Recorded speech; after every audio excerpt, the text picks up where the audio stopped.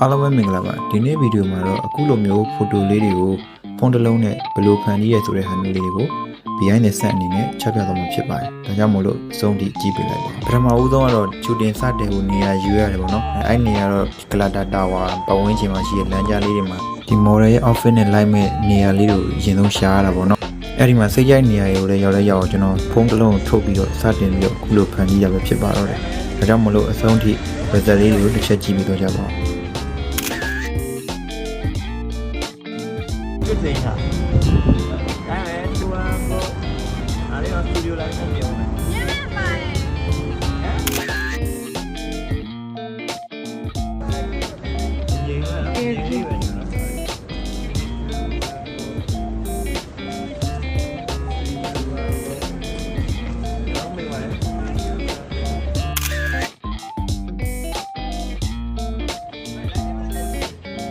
ဒါနဲ့စကားမဆက်ပါတော့ mobile photography နဲ့ပတ်သက်တဲ့ဘုသူတရရတဲ့အချက်လေးတွေကိုကျွန်တော်သိလောက်ကိုဝေမျှတော့မှဖြစ်တဲ့အတွက်ကျွန်တော်ရဲ့ page လေးကိုလည်း follow လေးလုပ်ပေးထားကြပါဦး